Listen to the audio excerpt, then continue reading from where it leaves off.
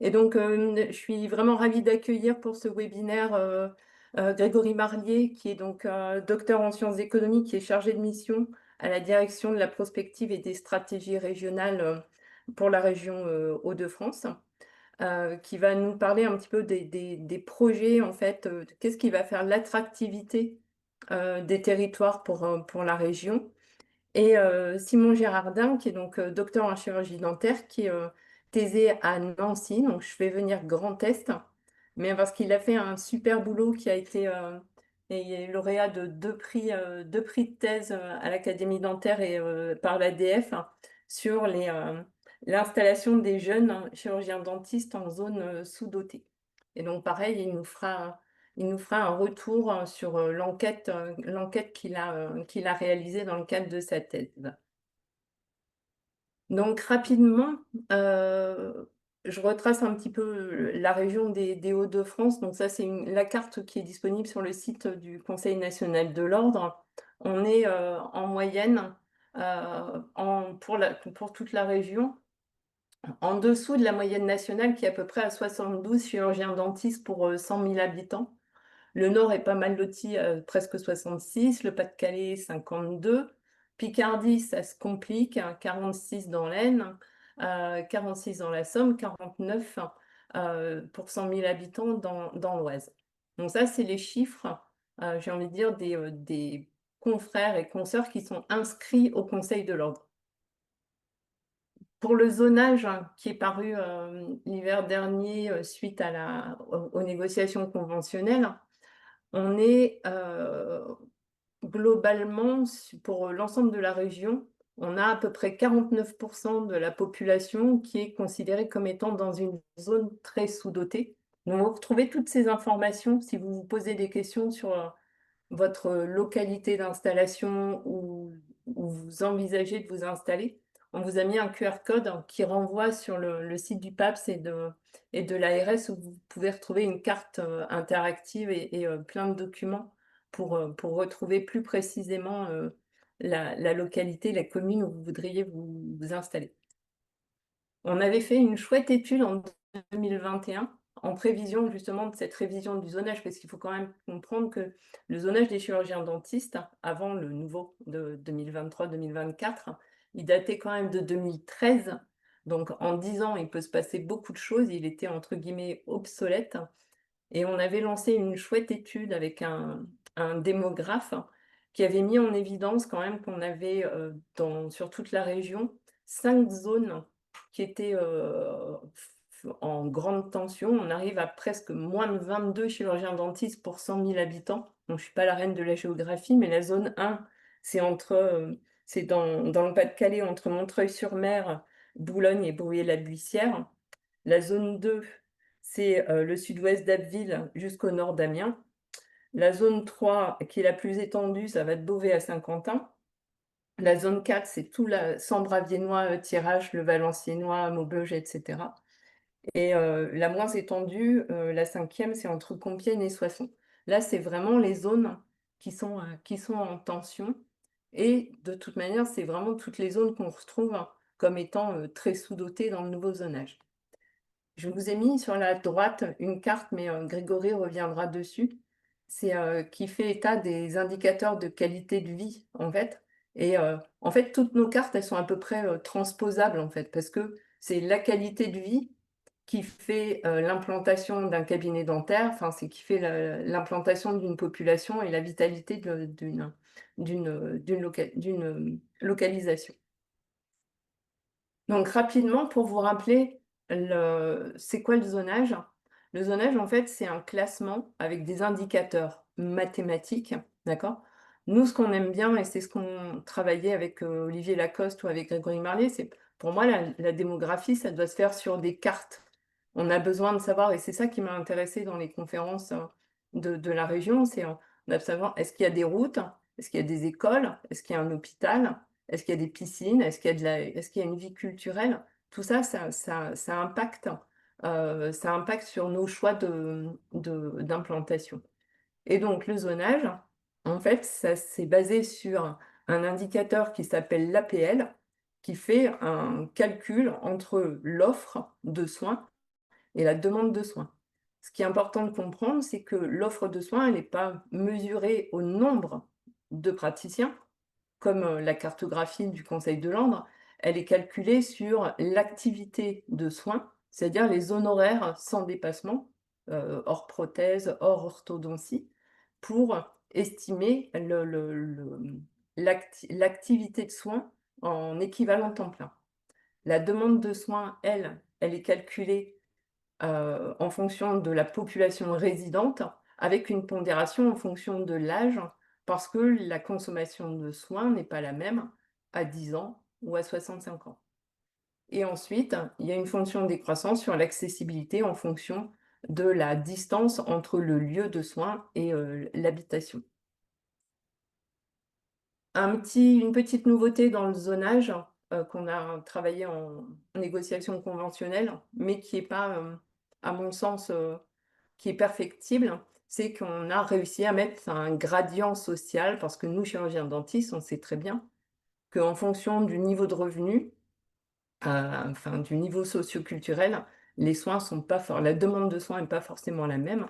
Mais donc, l'UNCAM nous a trouvé 2 indicateurs pour parler du gradient social. Le premier, c'est le nombre de patients qui seront en affection longue durée.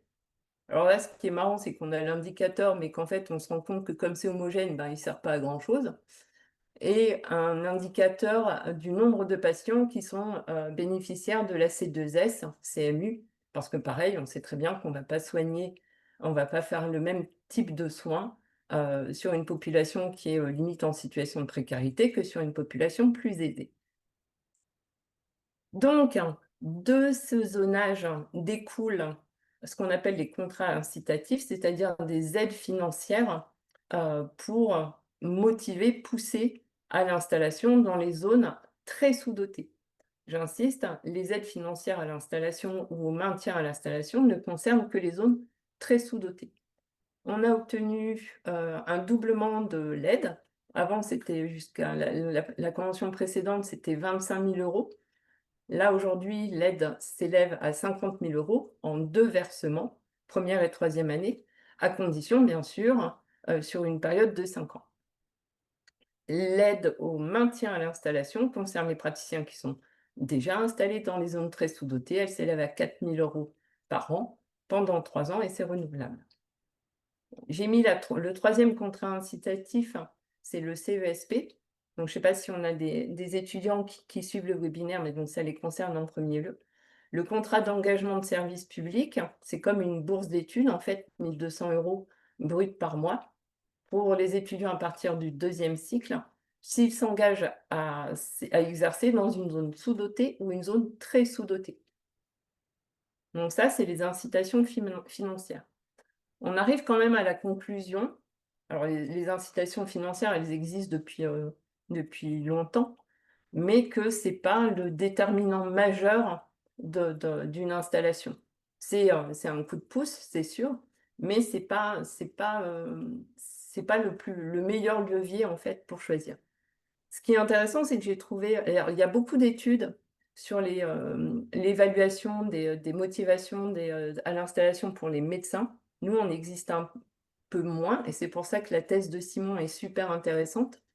Mais et ce qui est super intéressant, c'est qu'il y a un rapport qui existe, qui émane du ministère de la Santé pour les jeunes médecins et qu'il a quand même été rédigé par notre directrice de l'offre de soins ambulatoires à l'ARS Hauts-de-France, madame Sophie Augros.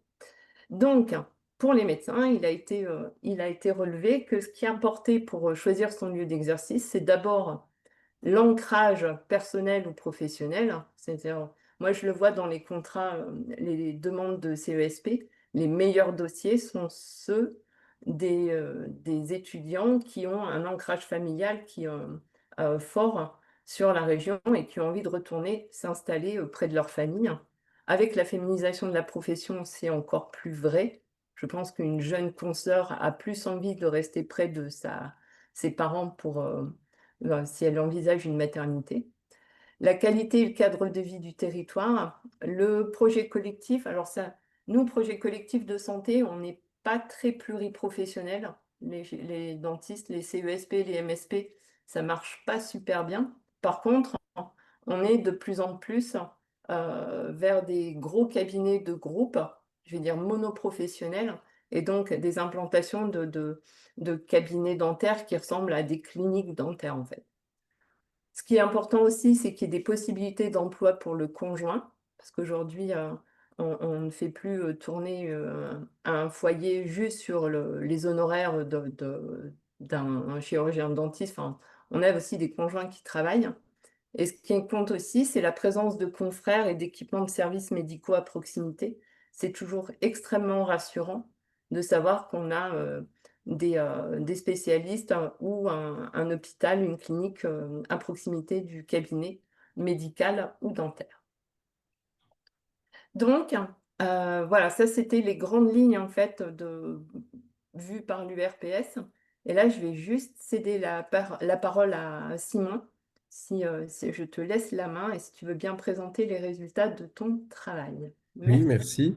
Bonsoir à tous. Donc, dans le cadre de ma thèse d'exercice, alors je vais partager.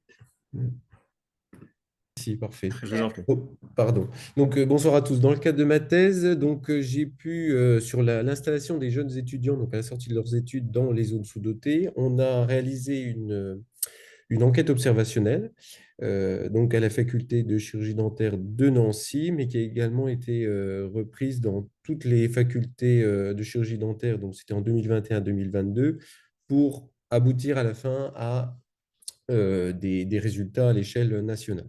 Alors, faute d'un peu de perdu de vue entre les étudiants, puisque chaque étudiant, il y avait au moins un étudiant dans chaque faculté pour relayer l'étude, avec un peu de perdu de vue. Je me suis concentré, moi, sur les résultats donc, de Nancy, donc, qui concernaient à la fois les étudiants de Lorraine, mais également de Bourgogne-Franche-Comté, parce qu'à l'époque, il n'y avait pas de faculté encore de chirurgie dentaire à Dijon, et ils étaient pour la plupart attachés à Nancy. Donc, au moins, nous avons un retour sur la Lorraine et l'ensemble de la Bourgogne-Franche-Comté sur les étudiants que nous avions chez nous. Donc, les questionnaires ont été envoyés en 2022. Donc, on peut passer à la suivante.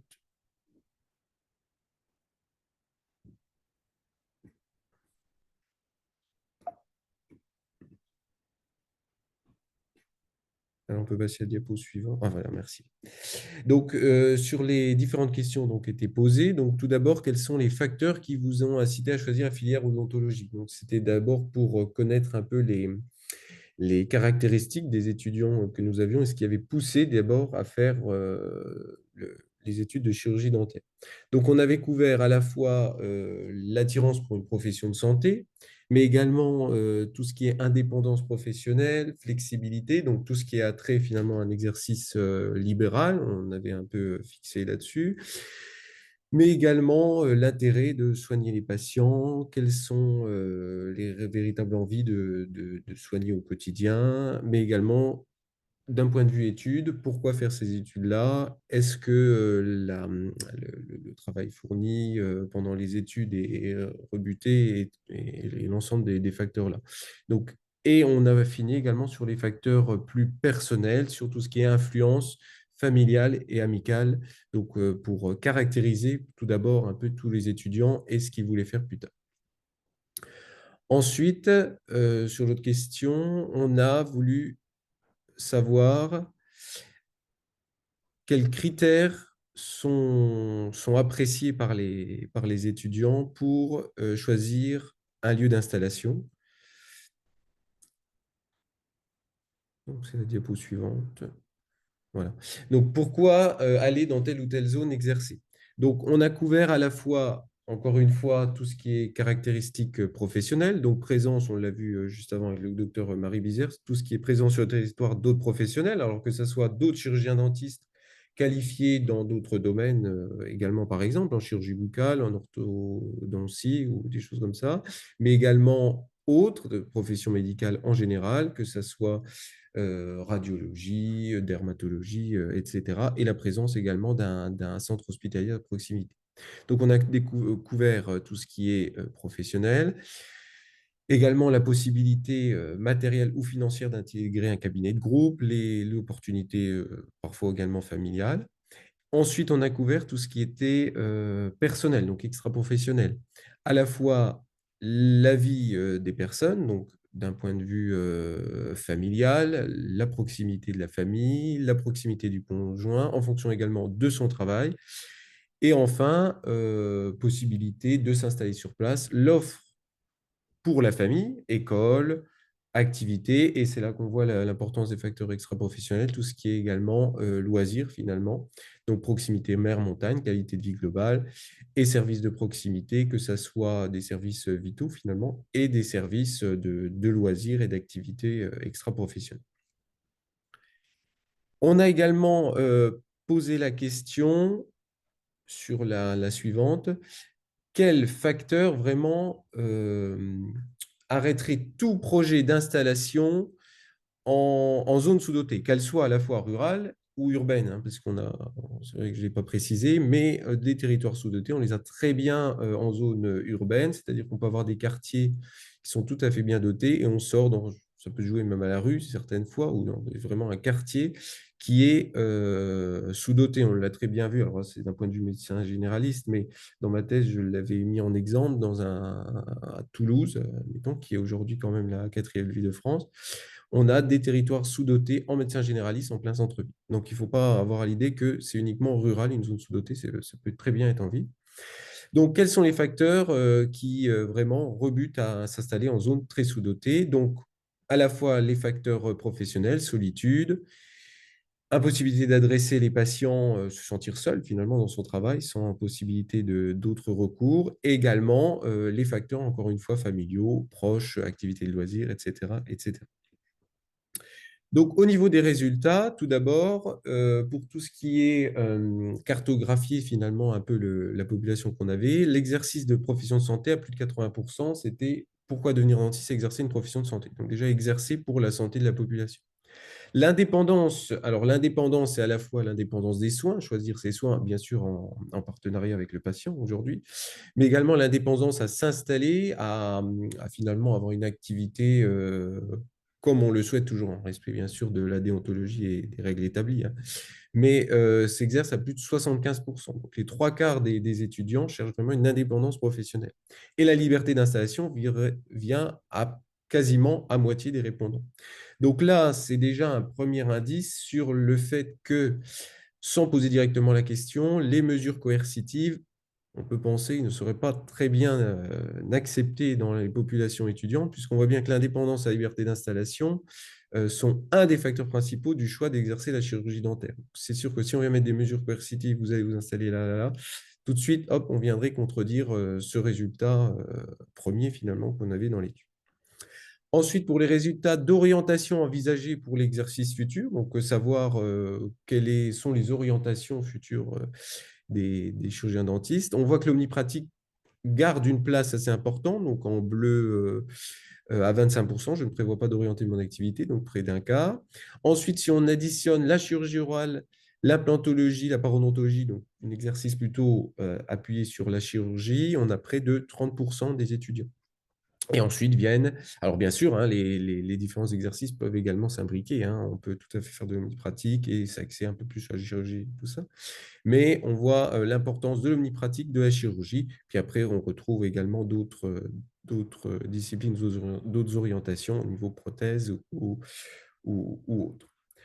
Ensuite, au niveau du statut d'activité, donc là, on a voulu savoir dans quelles conditions de travail, donc au-delà de quoi faire, quelles conditions. Donc, alors on peut passer sur la diapositive suivante. Voilà.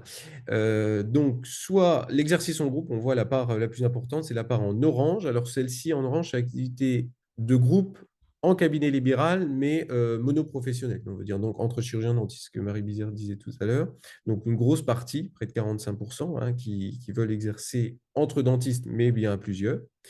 Et toujours à plusieurs, mais dans cette fois-ci en pluriprofessionnel, donc dans la plupart des temps dans la maison de santé, près de 30%. Donc, si on additionne les deux, on arrive quasiment à 75% de l'échantillon qui souhaitent exercer en groupe.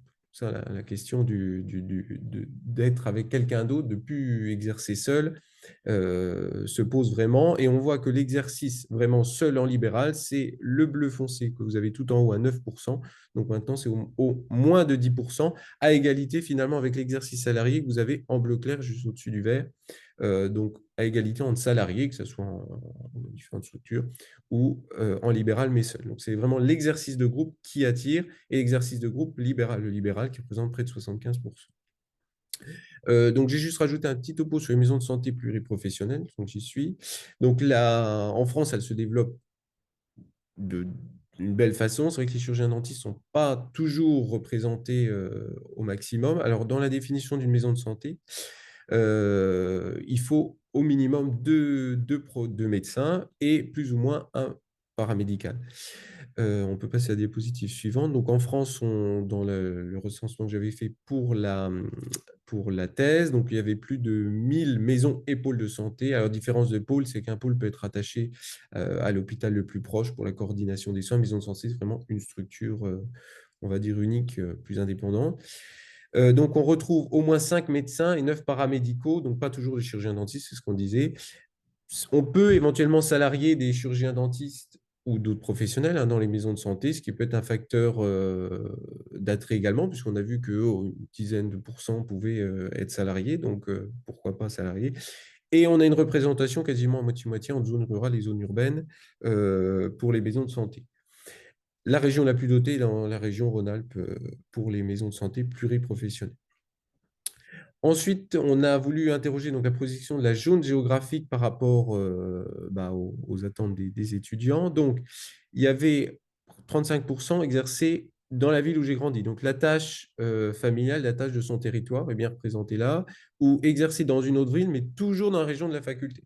Donc, si on additionne les deux, on est à 65% vraiment qui veulent rester dans la région où ils ont toujours vécu finalement, que ce soit plus ou moins éloigné de la zone de la faculté. Donc, c'est plus l'attirance pour le territoire où ils ont grandi. Et forcément, c'est souvent le territoire où la faculté se trouve, sauf exemple pour nous, on l'a bien vu dans l'étude, c'était pour la Bourgogne-Franche-Comté. Là, on avait dans les résultats 90% des étudiants donc, qui venaient de Dijon ou de Besançon, parce qu'on avait également des étudiants de Besançon, souhaitaient retourner exercer dans leur région. Donc, plus loin de Nancy, forcément, mais comme eux n'avaient pas de faculté, hop, ils retournent dans le territoire où ils ont grandi. C'est assez flagrant. Donc, il y a 25% également qui veulent partir dans une autre région, donc ça représente un quart si on veut. Juste également pour la projection de la zone géographique, donc j'avais trouvé, oui, on peut passer, donc c'était dans la revue Santé publique que j'avais trouvé en septembre-octobre 2024. Donc là, on voit la répartition des étudiants à la sortie de leurs études en fonction du lieu de formation. Alors nous, moi c'était Nancy, donc on le voit bien, c'est la carte au milieu, en plein centre. Donc on voit la dispersion. Bon, la zone la plus dense en point noir, c'est la ville de Nancy, et vous avez une dispersion tout autour. On voit le rattachement à la Bourgogne-Franche-Comté, hop, parce que plus au sud, on a également une zone plus dense en étudiants qui s'y sont installés. Après, on peut le voir donc pour la région de France, si je me déporte un petit peu, hop, c'est Lille. Vous voyez une concentration et on peut le voir aussi, alors c'est valable à la fois, ça c'est marrant pour ça, pour la Lorraine et la région de France, puisque vous êtes des régions frontalières. On a un attrait à la fois pour la frontière, puisqu'on a quand même une belle agglomération, entre guillemets, si je peux dire, d'étudiants juste à la frontière. Nous, c'est pareil, donc on a plutôt Luxembourg, Allemagne. Vous, c'est plutôt la Belgique, on est des régions qui se touchent. Et on repère également l'héliotropisme, alors l'attrait pour la mer. Euh, nous on a un peu une particularité, il y a aussi la montagne qui joue pas mal, on a une belle dispersion au niveau des Alpes. Donc ça, c'est assez flagrant. On voit l'attache, donc dans un premier lieu, l'attache familiale, où on a grandi, on a fait les études, et après la dispersion, ce qui joue beaucoup, là, c'est les facteurs à la fois de loisirs, d'attrait pour d'autres territoires un peu plus, on va dire, bougeants, entre guillemets. Alors, au niveau des résultats chiffrés, les raisons pour lesquelles l'exercice en zone sous-dentée n'est absolument pas envisageable, on voit bien, et là c'est assez frappant quand j'ai reçu les résultats, dans un premier temps, les plus gros chiffres, les résultats les plus nets sont pour les facteurs extra-professionnels. Donc vous avez le manque d'activité de loisirs qui apparaît à 40%, sur je ne veux pas exercer en sous-doté, il manque d'activités de loisirs ou il manque d'activités culturelles, donc quasiment 40%. Viennent après le familial, l'éloignement des proches et les facteurs finalement professionnels ont un moindre impact. Alors, c'est sûr, ça se joue à 10%, mais ils viennent après sur près d'un tiers sentiment de solitude et d'impossibilité d'adresser ces patients. Donc, il y a à la fois, je m'installe dans telle zone, voilà ce qu'elle offre, c'est vraiment ça. Et ensuite, je regarde finalement d'un point de vue professionnel, ce que je peux avoir. Est-ce qu'il y a d'autres dentistes qui sont auprès de moi? Est-ce que je peux travailler de façon coordonnée avec des spécialistes? C'est vraiment ça. Et le frein financier, finalement, on voit qu'il arrive un non à 50%, près de la moitié des étudiants considèrent que financièrement, ce n'est pas ça qui vont les rebuter à s'installer en zone sous-dotée ou très sous-dotée. Donc, on l'a dit tout à l'heure, les contrats d'aide sont bien, ça donne un bon coup de pouce. Mais si on remplit, il faut déjà, je pense, remplir toutes les autres cases familiales, extra-professionnelles. Et ensuite, le financier va arriver après pour finalement finaliser un projet de plus. Ensuite, donc on va passer à la diapositive suivante. Voilà. Donc, exercer en zone sous-dotée, quand on a posé la question, c'était oui pour près de 70% des étudiants. Pour un nombre d'années jusqu'à 15 ans, en majorité, c'est 30% des étudiants. Par contre, ce qui était flagrant également, c'était le manque d'informations sur les zones très sous-dotées. Donc, dans la thèse, on avait également recartographié vraiment l'ensemble de la région, parce que beaucoup d'étudiants ne savaient même pas finalement qu'ils avaient une zone très sous-dotée ou sous-dotée juste à côté de chez eux. D'avoir vraiment visuellement, comme on l'a dit tout à l'heure, sur une carte, donc, avec des cartes et des données chiffrées, on avait montré les zones. Et déjà, lever la méconnaissance, c'est déjà un bon levier à l'exercice en zone sous-dotée, très certaine. Donc, les demandes qui ressortent principalement, c'est d'abord un offre d'accompagnement. Alors, c'est pas seulement un offre d'accompagnement financier, c'est ce qu'on a vu, mais c'est ne pas être seul, finalement, à exercer dans la zone. Plutôt ce système, finalement, de tutorat, parce qu'on voit bien que, on avait posé la question également, est-ce qu'il serait envisageable, si vous avez c'était la sixième année étant l'année de stage actif, si vous avez un stage actif en zone sous-dotée, si le praticien vous propose d'y rester, c'était oui à près de 80%. Donc, on voit vraiment ce phénomène de compagnonnage. Oui, je veux bien rester, même s'il y a beaucoup de travail, même si la zone est très sous-dotée, mais si j'ai un accompagnement professionnel, oui. Et après, il faut également tous les facteurs aux alentours de proposer de loisirs et d'activités en extra-professionnel. J'ai oublié de le préciser, donc l'expérience des praticiens qui sont là. Aujourd'hui, dans l'étude, on avait également demandé la projection du temps de travail. Et on avait retrouvé à près de 65% alors c'était entre 6 et 8 demi-journées. Donc ça fait 3 à 4 jours de travail, 65% des étudiants. 15% étaient à moins de 3 journées de travail. Donc on voit la part importante dans une semaine à 7 jours.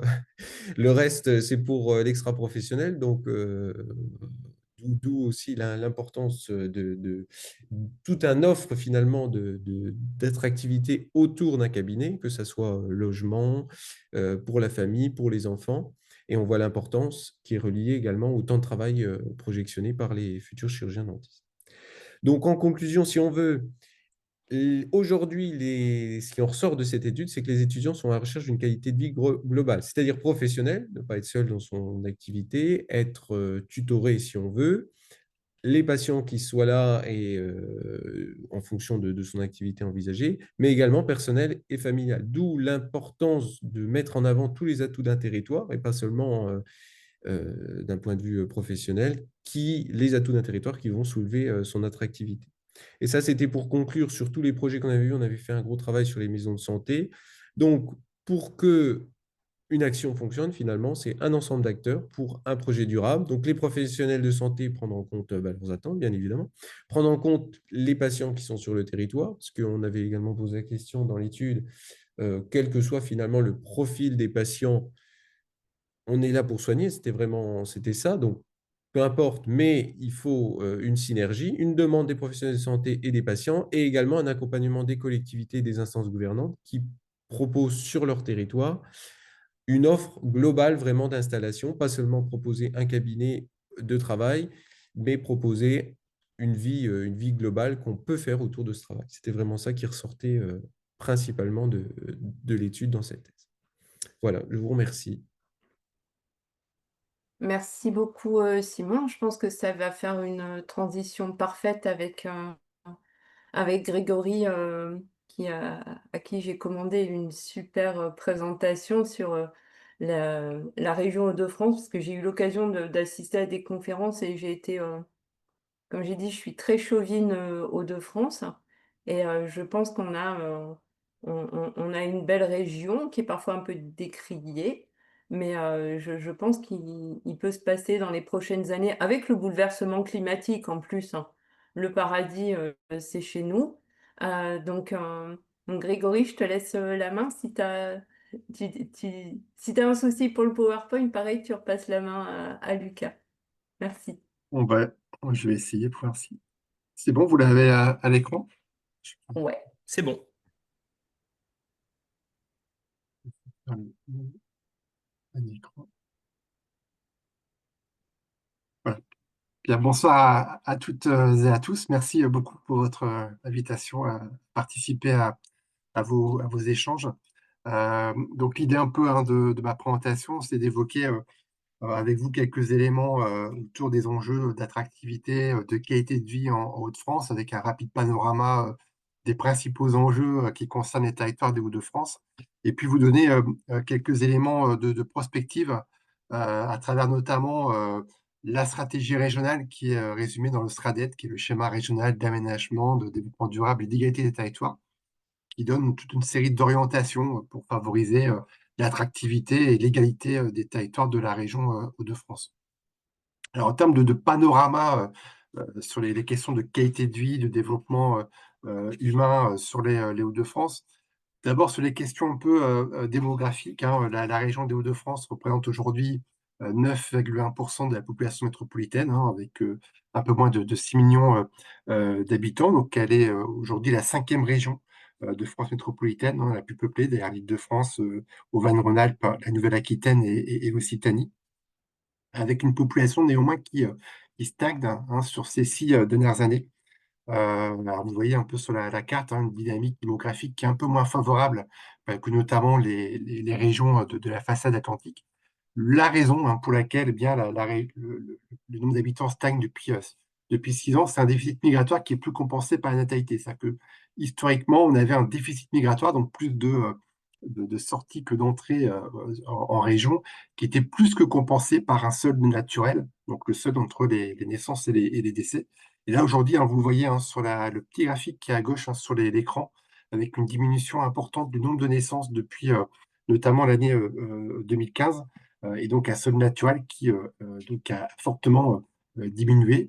La raison, hein, elle est liée à une baisse, vous le voyez sur le deuxième graphique, hein, assez importante de l'indice conjoncturel de fécondité.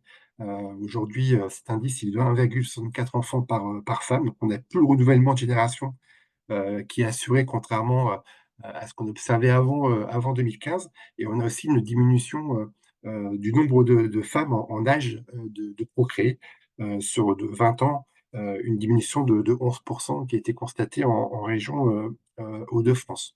Donc, une stagnation de la population qui est principalement aujourd'hui expliquée par cette réduction du solde naturel. À l'échelle des territoires, eh bien, on a par contre des évolutions de population qui sont plutôt contrastées entre espaces régionaux, avec des évolutions plus favorables qui s'observent essentiellement sur un axe nord-sud, allant de Lille et de sa couronne périurbaine jusqu'aux territoires qui sont sous influence francilienne, au sud de la région. Donc cet axe qui passe par Arras et Amiens joue un rôle structurant dans la région et bénéficie en effet d'aménités en matière de transport, qu'ils soient routiers ou ferroviaires. Néanmoins, je disais tout à l'heure que la population stagnait. On a des besoins en logement qui restent néanmoins importants. On verra tout à l'heure en raison notamment du vieillissement démographique, du phénomène de décohabitation des ménages. On a une augmentation du nombre de ménages observés en région. Et donc, par exemple, c'est pour répondre aux besoins en logement aujourd'hui en région de France, c'est 21 300 logements qu'il faut construire par an pour répondre à ces besoins en logement. Et un petit phénomène qu'on observe avec les données très récentes, on a des installations résidentielles en provenance d'une autre région qui sont en hausse. quand on regarde le poids dans les déménagements d'habitants qui viennent d'autres régions, eh bien, ce poids a tendance à augmenter sur les données très récentes, ce qui peut être aussi une forme de traduction d'un regain d'attractivité qu'on observe récemment en région Hauts-de-France. Alors, si on se projette en termes de démographie, alors, on pourrait évoquer plusieurs scénarios, mais on est forcément contraint par le temps ce soir. Forcément, un point que je voudrais mettre en avant dans ma présentation, c'est une structure démographique qui va être amenée à être profondément modifiée, quelles que soient les tendances un peu de scénarios démographiques. Eh bien, un phénomène qui semble inéluctable, c'est le vieillissement de la population assez important qui va marquer la région. Si on prend le scénario d'un prolongement des tendances actuelles, en 2050, la région compterait près de 1,5 million d'habitants de plus de 65 ans contre 1,1 million aujourd'hui. Et donc, on aurait bien ces 65 ans et plus qui représenteraient plus d'un habitant sur quatre en 2050. C'est 7,5 points de plus que ce qu'on peut observer aujourd'hui.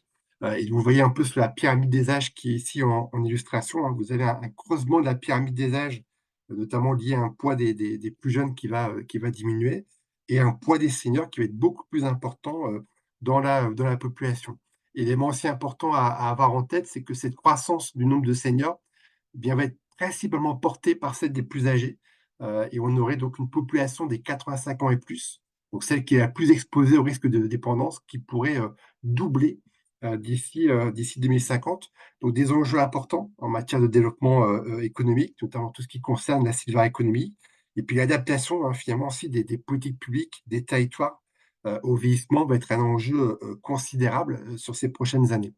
Je parle de vieillissement démographique. Un point aussi important à avoir en tête, c'est que malgré ce vieillissement, bien la part des jeunes va rester comme aujourd'hui, resterait la plus élevée de France métropolitaine, derrière l'Île-de-France. Donc il y a à la fois ce phénomène de vieillissement démographique qui paraît inéluctable, mais en même temps, quels que soient les scénarios démographiques de projection retenus, eh bien la région resterait la deuxième région plus jeune de France métropolitaine. Alors, si on se projette à l'échelle des territoires, hein, juste ici une petite carte à droite pour illustrer, hein, plus le territoire est en couleur foncée, et plus la part des 65 ans et plus de la population sera élevée. Donc, vous voyez un vieillissement qui serait assez prononcé dans le Montreuil-Loire, dans l'Abbevillois, également dans le nord de l'Aisne, avec des parts de 65 ans et plus qui approcheraient les 30% de la population de ces territoires. Donc, des enjeux importants.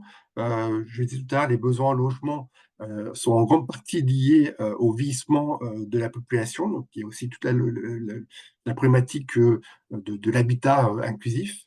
Des enjeux aussi de dépendance, puisque quand on regarde un peu les enjeux en Hauts-de-France, on a des seniors vivant à domicile qui sont plus qu'ailleurs confrontés à une perte d'autonomie, près de 10% en Hauts-de-France contre 7,2% en moyenne nationale.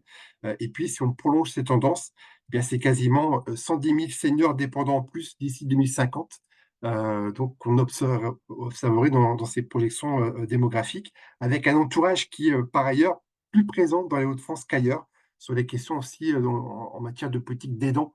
Et donc, c'est un enjeu assez important à prendre en compte concernant la région des Hauts-de-France. Et puis, un enjeu économique, c'est que l'INSEE estime que l'accompagnement des seniors dépendants est un vrai enjeu en termes d'emploi, puisqu'il faudrait quasiment créer près de 10 000 emplois d'ici 2030 pour répondre à ces besoins d'accompagnement des seniors dépendants vivant à domicile.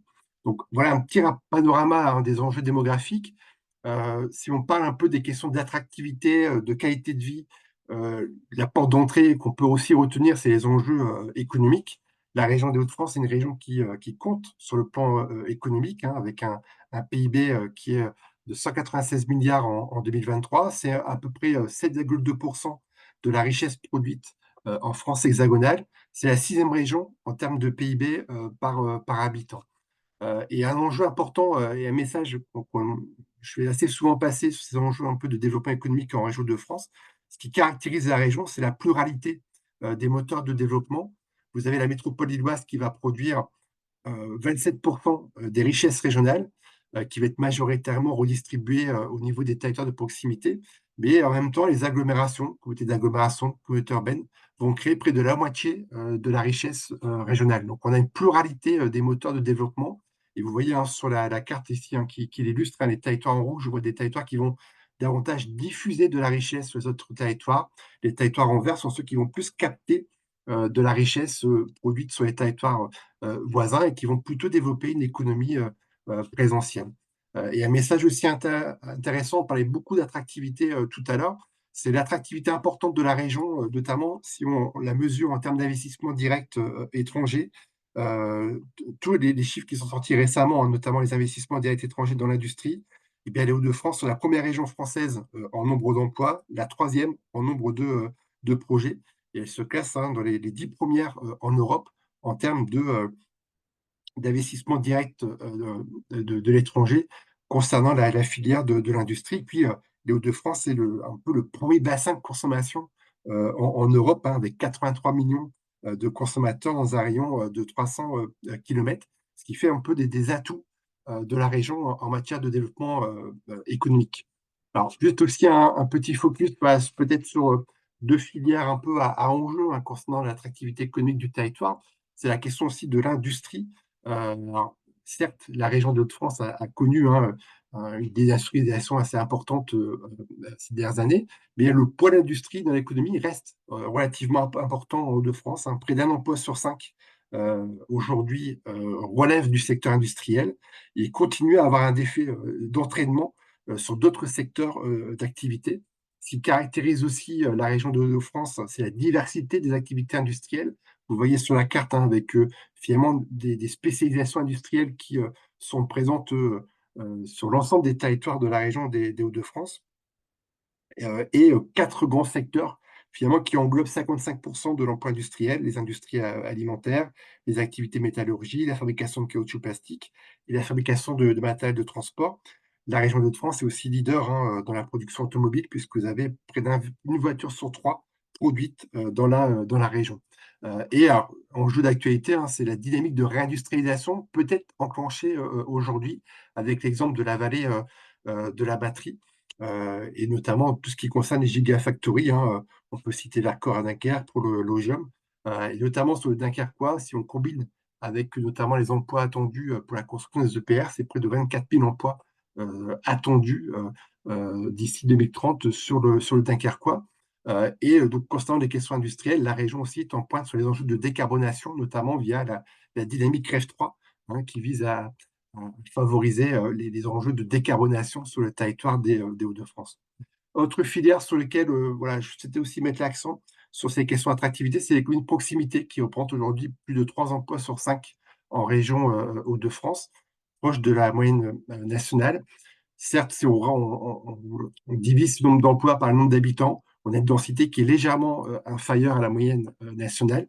Et vous constatez sur la carte à droite de l'écran, finalement un maillage territorial qui est assez intéressant en matière d'emploi de proximité. Alors, plus vous êtes sur une couleur foncée et plus eh bien, le nombre d'emplois de proximité pour 100 habitants est important sur les territoires. Et cette économie de proximité, elle est un moteur intéressant de la création d'entreprises qui est particulièrement importante ces dernières années, puisque on a plus de 50 000 créations d'entreprises par an sur ces dernières années. Et cette économie présentielle, donc, qui répond aux besoins de la population présente sur les territoires, eh bien, elle représente près de 2 tiers de ces créations d'entreprises qu'on observe aujourd'hui. Alors, enjeu important concernant la région des Hauts-de-France, c'est bien évidemment les enjeux de capital humain. Clairement, des enjeux un peu de renforcer ces questions de capital humain à l'échelle régionale. Si on s'intéresse aux questions de développement humain, donc quand on combine, on va dire 3 dimensions, le revenu des habitants, l'espérance de vie et le taux de diplômés, la région des Hauts-de-France a l'indice de développement humain le plus faible des régions métropolitaines, mais est clairement sur une dynamique de rattrapage. On a un revenu qui augmente plus vite que la moyenne nationale. Le taux de diplômés est également dans une phase de rattrapage, par contre, et l'espérance de vie augmente également plus rapidement depuis 30 ans que ce qu'on observe au niveau national. Donc, une phase de rattrapage. Néanmoins, voilà, on peut observer des difficultés sociales qui touchent à la fois des espaces urbains et ruraux. Vous les voyez un peu sur la carte et vous pourrez regarder le diaporama aussi à tête reposée. Mais plus votre commune est en bleu foncé sur la carte, et plus vous avez un cumul de vulnérabilité en matière de revenus, de santé et d'éducation. Donc, on retrouve notamment les territoires du bassin minier, le nord de l'Aisne, on va dire l'ARPI du littoral, notamment. Et par contre, plus vous êtes sur du vert foncé, et plus l'indice de développement est élevé comparé à la moyenne régionale. Et vous trouvez des territoires périurbains qui vont plutôt bien autour de Lille, d'Arras, d'Amiens et dans le sud de la région.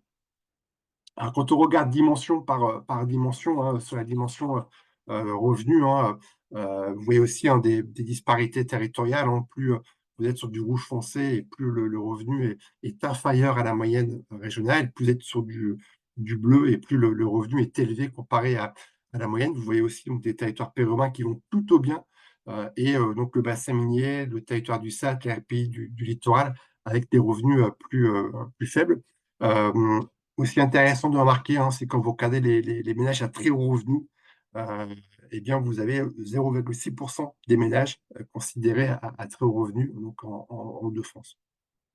Alors, sur la question deuxième dimension du développement humain, sur la question d'éducation, clairement des enjeux de montée en qualification, même si on est un peu dans une phase de rattrapage. Donc, j'ai mis ces deux cartes ici pour illustrer.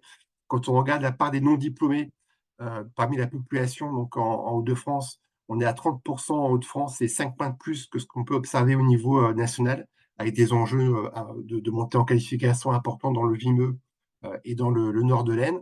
Quand on regarde le taux de diplômés du supérieur, on a aussi cet écart par rapport à la France métropolitaine, 32% en moyenne nationale, un peu moins de 27% au niveau des Hauts-de-France. Et là, vous retrouvez les taux de diplômés les plus élevés, notamment dans les territoires où on a une offre de formation assez importante, et le nord de l'Aisne, le Vimeu, où on a les taux de diplômés du supérieur les plus faibles de la région. Mais là aussi, je le disais tout à l'heure, un peu une phase de rattrapage, notamment sur la question de l'indicateur des populations non diplômées. Et puis, troisième dimension du développement humain, c'est la question un peu des enjeux de santé. Donc, les Hauts-de-France sont l'espérance de vie la plus faible des régions hexagonales. Donc, l'écart, c'est 2,4 années pour les hommes et 1,7 années pour les femmes par rapport au national. Ça se traduit par des différentiels de mortalité, plus 19% pour les hommes, plus 17% pour les femmes. Néanmoins, une dynamique de rattrapage, c'est-à-dire que l'amélioration de l'espérance de vie depuis maintenant 40 ans est plus rapide au niveau des Hauts-de-France comparé au niveau national.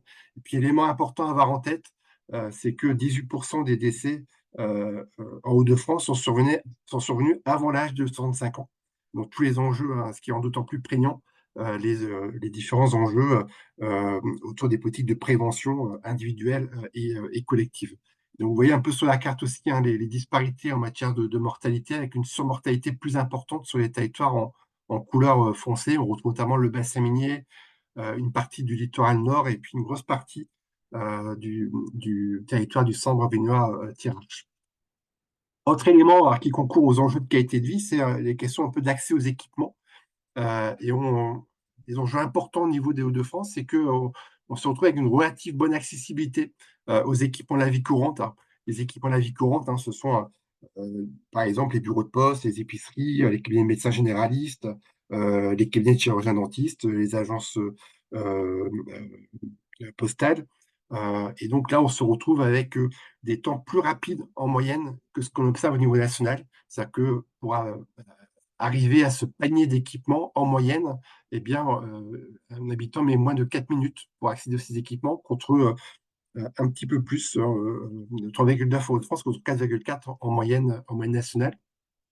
Et avec un rôle important des bourgs ruraux qui concentrent une offre d'équipements dans un espace rural qui bénéficie pas seulement à ce bourg, mais à tous les territoires un peu environnants.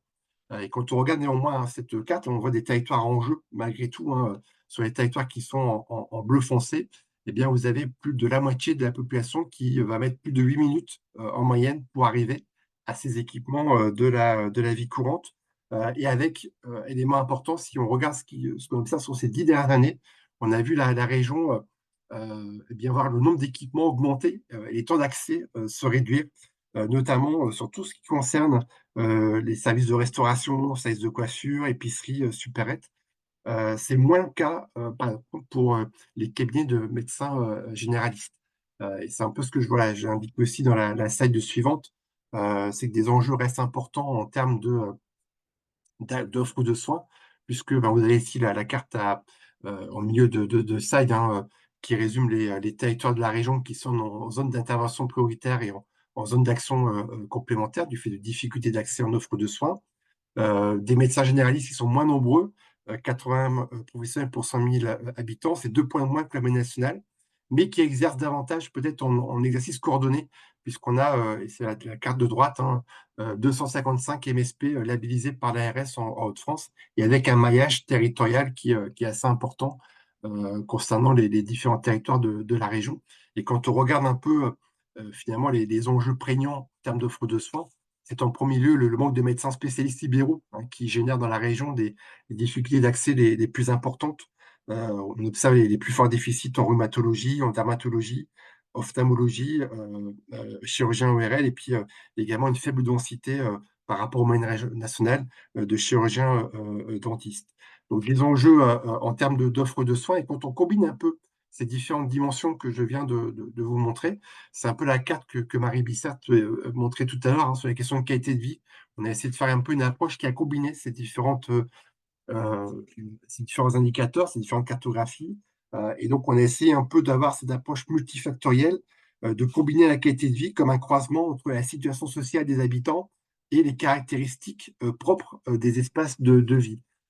Et ce qu'on remarque, hein, sur la carte qui est sur l'écran, c'est la disparité des enjeux territoriaux, en fait. Et les enjeux différenciés sont les territoires, où quand vous êtes ici sur les couleurs un peu mauve foncé, vous êtes souvent sur des territoires périurbains qui ont vu finalement leur situation sociale s'améliorer ces dernières années, et avec une offre d'équipement relativement favorable, ou des territoires qui vont plutôt bien, et les territoires qui sont en gris, des territoires qui sont plutôt éloignés des équipements et des pôles d'emploi. Et quand ils sont en gris clair, eh bien, c'est un isolement qui a eu tendance à augmenter ces 10 dernières années. Et dans la pointation de Marie Bissert tout à l'heure, on voyait vraiment la correspondance entre la carte de densité de chirurgien dentiste et puis ces territoires en gris clair qui voient finalement des enjeux prégnants en termes d'accès aux équipements de la vie courante, et d'un éloignement aussi au pôle d'emploi. Alors, en vision maintenant un peu prospective, je vous ai montré tout à l'heure un peu des projections démographiques qui montraient un peu ces enjeux de vieillissement. En termes d'attractivité, la vision un peu prospective, elle est un peu résumée dans ce qu'on appelle le SRADET, qui est le schéma régional d'aménagement et de développement durable des territoires.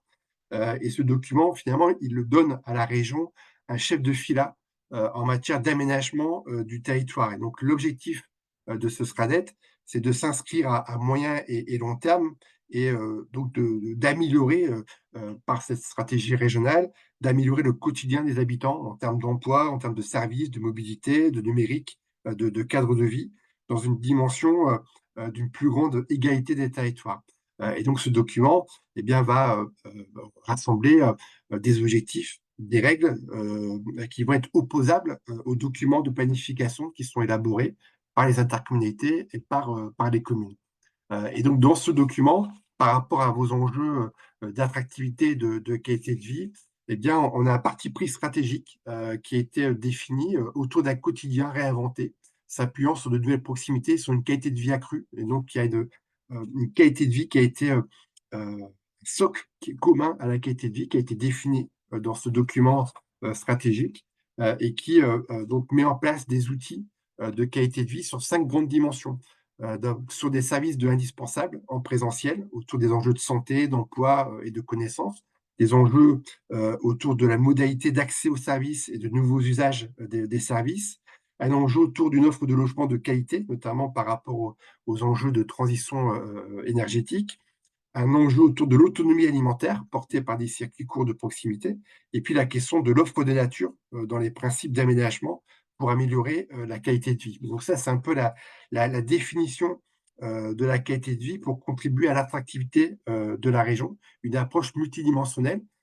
Et dans le même ordre d'esprit, la région a développé ce qu'on appelle la santé à 360 degrés, qui vise un peu à engager une meilleure santé des habitants de France en essayant d'interroger l'ensemble de nos politiques régionales pour identifier leurs effets directs et indirects, immédiats ou différés, locaux ou globaux sur la santé, de façon un peu à décloisonner les enjeux régionaux et de mieux les articuler pour une meilleure santé des habitants. Autre enjeu un peu par rapport à ces questions un peu de prospective sur l'attractivité du territoire, eh bien, cette politique d'attractivité, elle s'appuie sur ce qu'on a appelé une ossature régionale qui permet un peu de structurer les centralités. Donc, cette ossature, elle va définir un ensemble de communes structurantes au regard des fonctions de centralité en équipement et en service. Donc, on a deux pôles majeurs qui vont regrouper 48 communes autour de l'île d'Amiens, 22 pôles d'envergure régionale qui vont regrouper 140 communes et 108 communes, pôles intermédiaires, qui sont un peu les communes structurantes, notamment dans les territoires ruraux. Et l'idée un peu de ce SRADET, c'est de conforter eh bien, le côté structurant de ces communes de l'ossature de la région des Hauts-de-France. Elle va permettre de structurer les centralités et va être le support un peu de définition d'une stratégie d'aménagement du territoire visant à l'équilibre territorial. Par exemple, dans cet objectif un peu de conforter l'ossature du SRADET, eh bien, les SCOT, les plans locaux d'urbanisme, eh bien, vont devoir favoriser le maintien à l'échelle de leur périmètre de la part des résidences principales observées en 2014 dans les pôles de l'ossature régionale. Ce qui veut dire, par exemple, que eh bien, vous avez 60% des nouveaux logements construits bien, doivent être construits dans ces pôles de l'ossature de façon à conforter leur rôle structurant dans le développement territorial. Sur les différents documents d'urbanisme, doivent intensifier aussi le développement urbain, résidentiel, commercial, économique, dans les pôles de l'ossature régionale également, et notamment autour des nœuds de transport, en particulier des pôles d'échange multimodaux. L'enjeu aussi, c'est d'avoir des politiques d'aménagement qui favorisent la mixité fonctionnelle, de façon à permettre les courts déplacements, notamment au sein de ces différents pôles de l'ossature régionale. Donc l'idée un peu et vous l'avez dans cette carte qui va représenter les communes de l'ossature régionale, c'est d'avoir un aménagement finalement raisonné et équilibré qui va être la condition de l'attractivité de la région Hauts-de-France. En matière de développement économique, et voilà, l'idée, alors j'ai mis aussi une carte du SRADET que vous pouvez regarder avec le diaporama, hein. L'idée, c'est un peu aussi de développer un peu l'attractivité du territoire en s'appuyant sur les ressources régionales, notamment sur trois, on va dire, piliers du développement économique des Hauts-de-France, hein. S'appuyer sur l'enseignement supérieur et la recherche. La région est le troisième pôle d'enseignement supérieur de France, et notamment des établissements qui sont présents dans tous les pôles urbains de la région. Un deuxième objectif qui est aussi de s'appuyer sur les excellences économiques régionales, notamment autour de 7 domaines d'activités stratégiques qui sont représentés sur la carte avec des têtes de réseau autour des questions de mobilité, de santé-nutrition, de robotique numérique, d'industrie créative, de bioéconomie, d'énergie et de chimie matériaux. Donc l'idée, c'est un peu de s'appuyer sur ces domaines d'activités stratégiques comme levier d'attractivité du territoire régional. Et puis troisième pilier, on va dire, de la stratégie de développement de la région dans le SRADET, c'est aussi de s'appuyer sur la dynamique REG 3, qui est un peu le fil rouge de toutes les politiques régionales, qui vise un peu à associer le développement des énergies renouvelables et des technologies numériques pour imaginer une société post-carbone et aboutir à la neutralité carbone. Et enfin, voilà, sur des projets un peu de prospective concernant l'attractivité et le développement territorial. Alors, cette carte, elle est un peu compliquée à présenter en une minute. L'idée un peu de cette carte, c'est de vous montrer finalement la pluralité des projets sur le développement des Hauts-de-France, que tout n'est pas forcément centralisé sur notamment la métropole lilloise. Et l'idée, c'est un peu cette pluralité des projets en région, qui se traduit notamment, vous savez qu'il y a des objectifs de réduction de la consommation foncière au niveau, ce qu'on appelle le ZAN, le zéro activation net, avec notamment une enveloppe foncière qui vise à diminuer par 2 la consommation de foncier. Et bien dans l'enveloppe qui existe au niveau national, eh bien, les Hauts-de-France sont la première région bénéficiaire de cette enveloppe foncière, notamment pour des projets comme le canal Seine-Nord-Europe, pour les opérations du Grand Port Maritime de Dunkerque, pour les EPR à Gravelines. Et concernant l'enveloppe régionale en tant que telle, eh bien, la région va soutenir des projets de développement avec 18% de l'enveloppe foncière sur des projets d'envergure régionale. Donc, sur les gros projets un peu structurants de la région pour ces 20 prochaines années, voilà, je citais tout à l'heure le canal Seine-Nord-Europe, hein, qui vise à relier par un nouveau canal à grand gabarit le bassin versant de la Seine, et notamment l'agglomération parisienne, avec le réseau fluvial du nord de la France et du Benelux, hein, avec une mise en service en début 2030. La liaison Roissy-Picardie, donc la ligne Paris-Creil-Amiens qui serait raccordée à la gare Roissy TGV, et puis aussi le projet des services express régionaux métropolitains, notamment deux projets labellisés en Hauts-de-France, hein, le projet autour de la métropole lilloise et le projet sur la côte de Panne. Donc des projets un peu structurants d'ici 2040 qui visent un peu à renforcer l'attractivité du territoire régional et en même temps des stratégies un peu de contractualisation sur des territoires en difficulté, comme notamment le pacte SAT, hein, sur la Sambre de la Terre, ou le RBM, l'engagement pour le renouveau du bassin minier, avec État et collectivités qui accompagnent ces territoires à la fois dans la définition d'un projet de territoire, mais aussi dans une orientation de moyens financiers pour soutenir des projets d'aménagement sur ces territoires qui sont aujourd'hui en difficulté sociale.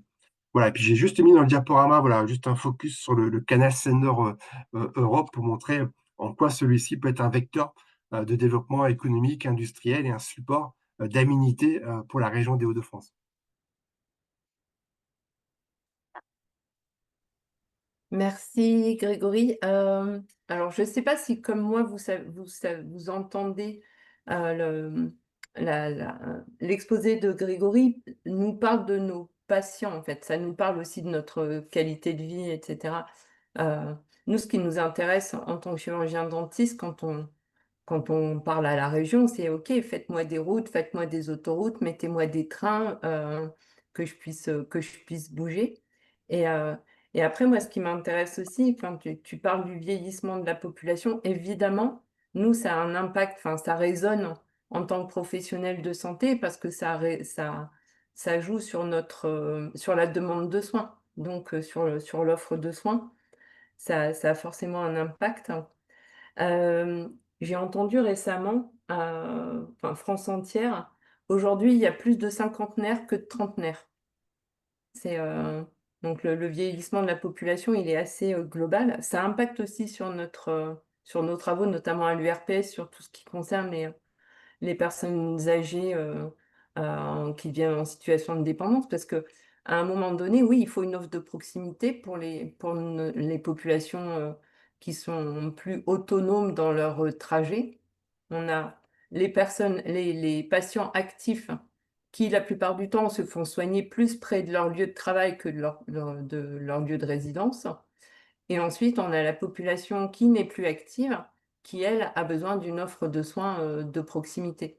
Donc, c'est vraiment toutes ces réflexions-là, en fait, qui imposent, en fait, de réfléchir avec tous ensemble. Comme l'a dit Simon, en fait, c'est vraiment le brainstorming des professionnels de santé, mais avec aussi les, euh, les autorités compétentes sur les acteurs de la région.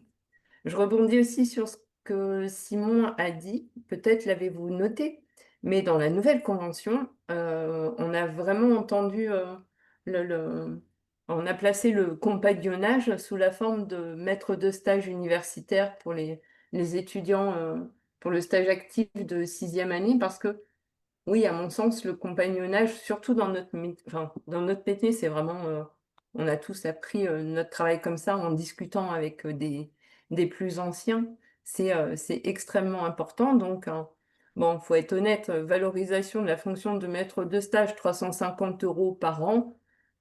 J'avoue avoir dit moi-même je crois que euh, Benoît Calonne, il pourra en témoigner, j'ai dit à Thomas Fatome que si on le faisait, c'était pas pour l'argent.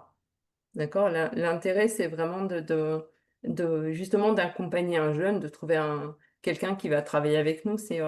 Donc 350 € par an, c'est clair qu'encore une fois, l'incitation financière ne sera pas majeure dans la décision, mais ça a le mérite d'exister dans la convention et donc ça entérine vraiment cette volonté de la profession d'accompagner les plus jeunes dans l'exercice, une meilleure connaissance du, euh, du territoire et du cabinet. Tu peux mettre la diapo suivante.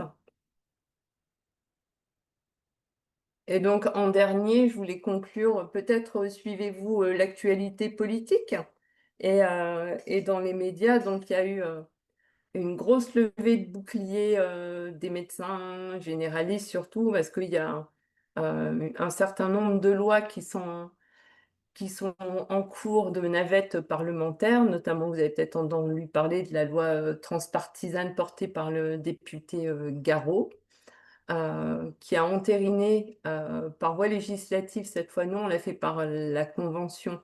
On a accepté en discutant avec l'UNCAM une régulation à l'installation.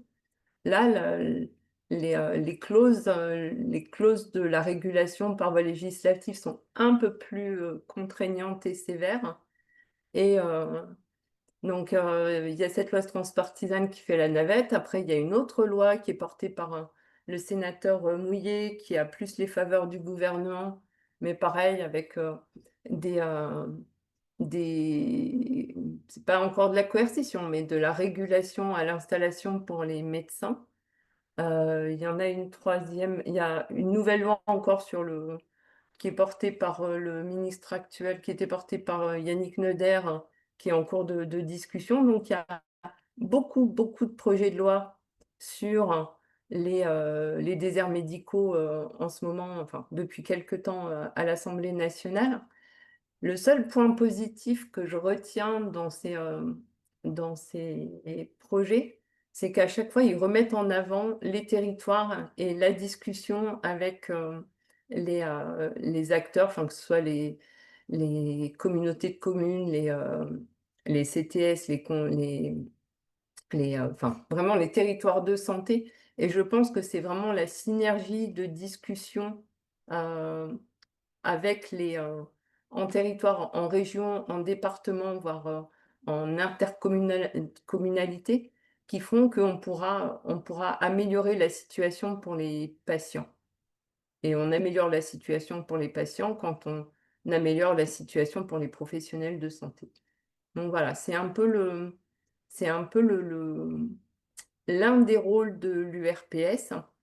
Et donc, c'est d'essayer de parler de nous, de nos desiderata, enfin, de notre façon de voir notre vie professionnelle pour améliorer les choses.